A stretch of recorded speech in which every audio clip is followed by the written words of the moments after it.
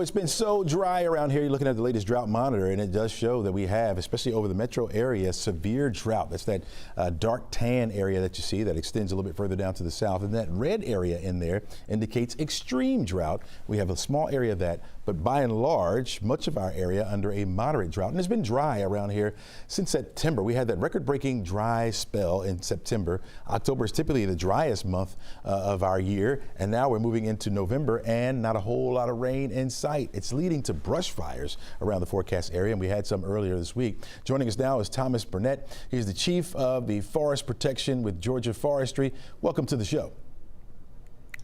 Hey, Chesley, thank you. Thanks for having me. Absolutely. Yes. I'm sorry, go ahead.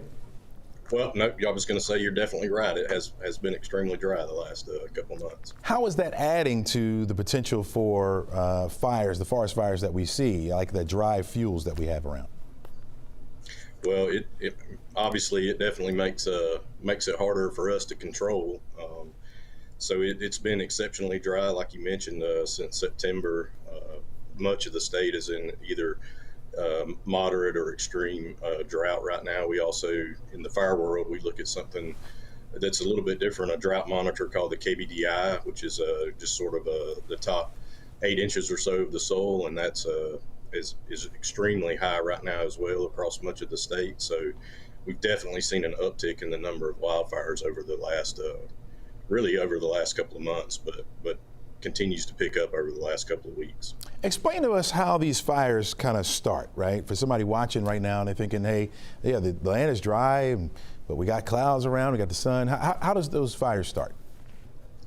So here in Georgia, the number one cause of wildfires is people doing debris burning. Typically, it's smaller hand piles that people are cleaning up their yards. You know, you got leaves coming down, of course, in the fall. So you're wanting to clean up, make your yards look good, and you pile stuff up and set it on fire. And then, unfortunately, what happens a lot of times is people aren't paying attention.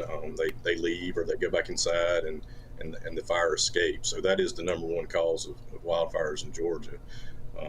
Just being super dry like it is right now, we just ask for people to be cautious of that.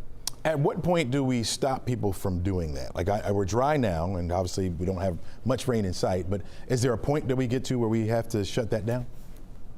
So each county in Georgia has the ability to issue burn bans. Mm-hmm. It's not something that we do at the state level a whole lot, because obviously Georgia is such a big state, and what's going on in one part of it may not be necessarily happening in another part, right? So each county does have the ability to, or city has the ability to issue temporary ordinances to kind of curb the outdoor burning. Mm-hmm. And obviously if any of them are considering that, we'd be happy to talk to those local city and county government officials and help them navigate through that process. Yeah.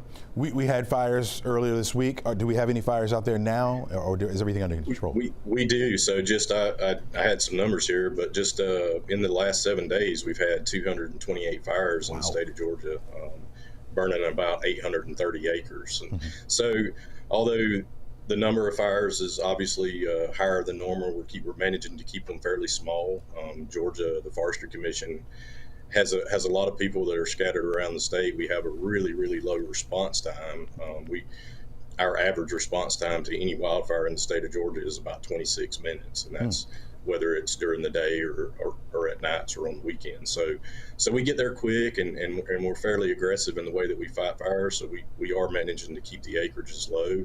That's about a 3.5 acre average right now, but for sure the fire numbers have gone up, and even just since Saturday, just so for the last 4 days, that number is up around 155 fires for 635 acres. So we're definitely seeing an uptick, and we just we want to ask folks to continue to be cautious. Just use a little common sense. We like to say, just check the weather before you burn. If you are going to burn, just take a look at it. Maybe call your local Forestry Commission office, or go online. We've got an excellent resource, gatrees.org. Mm-hmm. Lots of weather information that you can go and you can look, and also has our contact information on there. So we'll be happy to answer any questions and help folks decide whether maybe it's a good time to burn, or maybe you'd be better off to wait a couple of weeks. There you go, especially if some wind is around. Chief Barnett, thanks so much for joining us. Really appreciate it. All right, thank you very much. Take care. Thanks for having us. All right.